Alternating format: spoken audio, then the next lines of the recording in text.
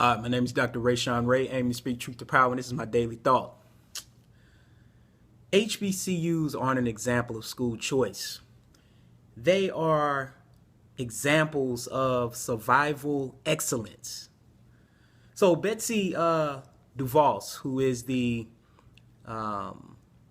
Secretary of Education and a huge proponent of school choice, charter schools, privatization, bringing religion formally back into schools, recently said during a visit of HBCU presidents with President Trump, recently stated that HBCUs are an example of school choice.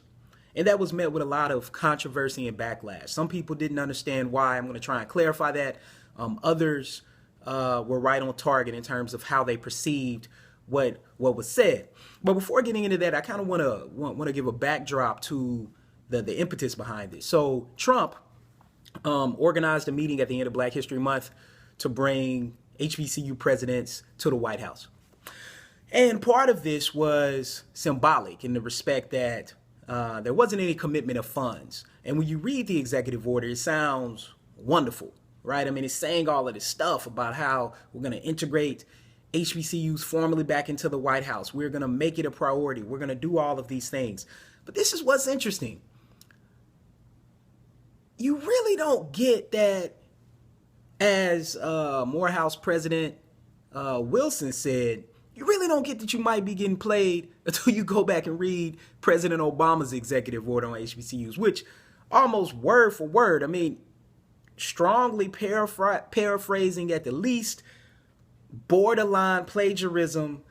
I mean, in many respects, where you actually see that the executive order that Trump signed was very similar in many respects, almost word for word, to the executive order that President Obama had, where his 6 years in office got more funding, I believe $3 to $4 billion for HBCUs, which was more than that had been done in the past. The big change, though, is that Trump is integrating HBCUs, that particular task force, a committee of about 25 HBCU presidents and other entities representing the government and the private and the public sector, that he's integrating that back into the White House. But this is the problem with that. The problem with that is what people don't get that might actually be underlying that is there's a bill trying to be passed through Congress to actually dismantle the Department of Education. So they're really trying to privatize education, similar to the way that they're trying to dismantle the EPA, the Environmental Protection Agency. So we have to pay attention to what's going on, what is really underneath that picture of Kellyanne sitting on the couch with her feet up. I mean, like she's at home just on a Sunday afternoon, like watching Lifetime or something. I mean, it blew my mind, in fact. And then people were talking about Obama putting his feet up on the desk. There weren't 50 to 100 people in the room. And I could go on and on about that. But the basic point is that without funding, this HBCU executive order by Trump is simply symbolic at this point. So we're waiting to see what's going to be done. And so, but for those who don't understand why HBCUs are important, historically and currently, and why what Betsy Devos said was so problematic, let me give you a brief history lesson. So after the Civil War, what we saw was that America was trying to reconcile three things. They were trying to figure out what they were going to do with trying to keep the southern states happy. They were trying to figure out what they were going to do with Confederate leadership. And they were trying to figure out what they were going to do with newly freed blacks after the Civil War. So we're talking about, 1865 for the most part. What happened at that point was one of the ways they tried to solve this was through education. Well, unfortunately, black people really couldn't go to school with white people at schools that existed, so there had to be other schools that were created. So Cheyney University of Pennsylvania in 1837, about 30 years before the end of the Civil War, was established. It's the oldest HBCU founded by a Quaker philanthropist, Richard Humphreys. It's Institute for Colored Youth. Then came University of District of Columbia, 1851, Lincoln University, 1854. Some of the more notable ones: Wilberforce, 1856, Lemoyne Owen College in Memphis, 1862, Bowie State, 1865, Clark Atlanta, which was which was originally two institutions, Clark College and Atlanta University, was founded in 1865. Shaw University, 1865. Virginia Union, 1865. Fisk, 1866. Howard University in D.C., 1867. Morehouse, 1867. Morgan State, 1867. Talladega College, 1867. Hampton, 1868. Dillard, 1869. I think you get the point. Tougaloo, 1869. That at this time, following the Civil War, there was a rush to try to create educational opportunities for African Americans. But white people didn't want African Americans to go to school with them. So see, this wasn't about a school choice. This was, in fact, something where black people did not have a choice to actually do these sort of things. Alcorn, 1871. Knoxville College, 1875. Meharry Medical School, 1876. I mean, the list could go on and on. Jackson State, Selma, Spelman, 1881. Tuskegee, 1881. Lane College in Jackson, Tennessee, 1882. I mean, Florida A&M, 1887. You get the point. Is that during this time, blacks were not allowed to do these sort of things on up until the last one, 1975, which was Morehouse School of Medicine. Now, there are a couple of other things that we have to note. A lot of these HBCUs weren't built to last.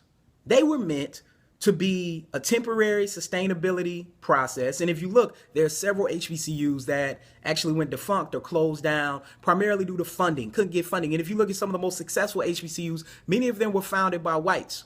Whites who oftentimes we don't talk about, who were trying to create some form of parity as it relates to education. Howard being an example of that, where we started to see funding being put there. But see, this is what's interesting about a Howard, right? And even an Oberlin and a Berea College.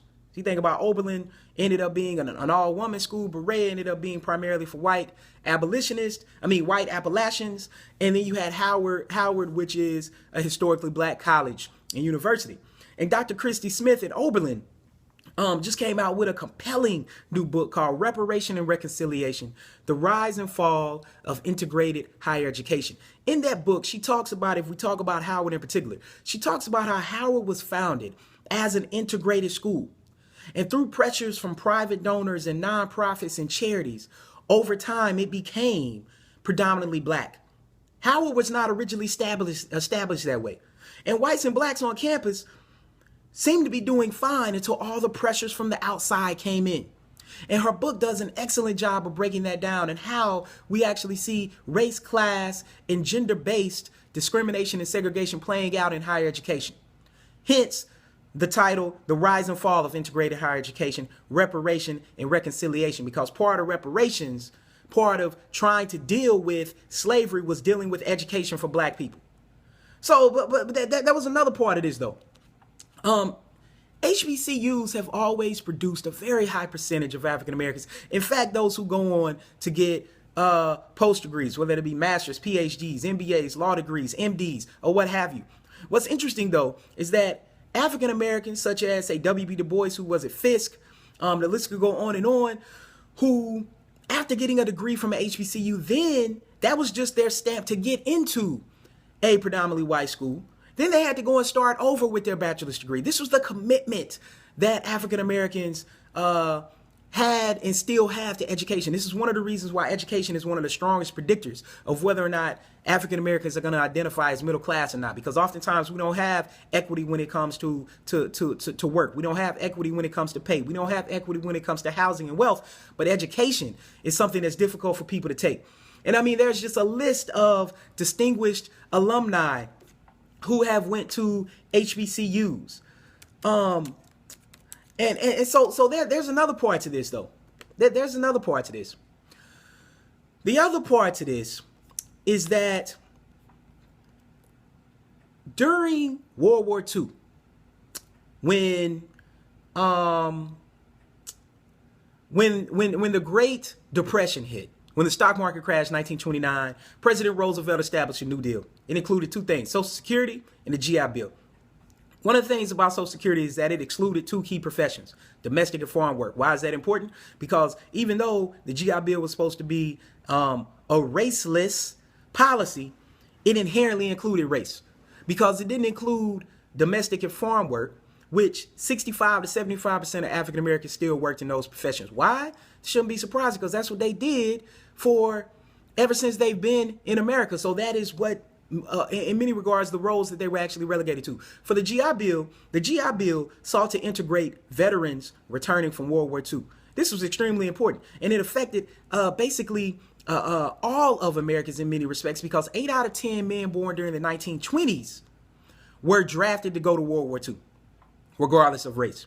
So individuals were fighting on the front lines together. And the military, in many respects, has always been an example of that in many regards, particularly at certain levels in terms of forming social networks across racial divides, even though, of course, it still has problems as it relates to race and gender and sexual orientation like other institutions, but it has done better than most. And what's interesting there is that when veterans returned from the war, whites and blacks, they were mandated, or they were certain policies were mandated federally for them to get down payment assistance on homes, money to start up businesses. So these were business grants, these were home loan grants, money they didn't have to pay back, and they were given money to go to school and to pay for their children to go to school. This was due them after fighting in the war, but this was the problem. The states implemented the policies, and states around the country, in the South and the North, discriminated against African Americans for being able to get those funds and attend school. So thus we saw a larger proliferation of schools, of HBCUs around that time. And this is why those schools weren't necessarily built to last. And so these are the sort of things that people actually don't necessarily think about in many respects. I mean, the other part of this is that HBCUs oftentimes admit a holistic version of a student. They understand, they've always understood that perseverance and grit, which are factors that psychologists and educational scholars are starting to understand, lead to educational success, not necessarily standardized test scores, which oftentimes aren't the best measure by which to determine whether or not people are going to be successful. HBCUs have always done that. And they've admitted poor students. They've admitted students who have who've been less likely to have a silver spoon in their mouth. And they've seen what have happened with those students when they have resources like other students have been able to have. Now, let me deal with two other things. Final point of two. HBCUs are critiqued for being exclusionary or discriminatory, as if similar to predominantly white fraternities and sororities, that they're actually for integration in many respects, when they're not. And so public institutions are still restricted in giving individuals the access to do things. Now, currently, there are definitely some people who opt for school choice to go to HBCUs. That's definitely true. But in many respects, certain individuals from particular backgrounds are oftentimes excluded from certain opportunities, and HBCUs have been able to do that. So intelligence can't be actualized without equitable opportunity, and HBCUs are fulfilling this mission. Now, final point. People also critique HBCUs because they say, oh, well, they're discriminating against white people. White people can go to those schools. In fact, what people don't realize is that HBCUs actually have minority scholarships for whites. Why? Because oftentimes with schools, it's about proportional representation. In other words, if a school is predominantly black, then schools now have an incentive to admit white students and non-black students. So I actually have a friend from college who got a full scholarship to go for nursing at Tennessee State University, a white man. And he got that. It was called a minority scholarship. So these are some of the misnomers and misconceptions about HBCUs. So when Betsy Devos says HBCUs are an example of school choice, that is the wrong wording to use. Now, the next day she corrected it. But the fact that that is a narrative in the lexicon of a lot of people is highly problematic. So as always, conversations matter like Black Lives in Books, and I hope this has sparked one.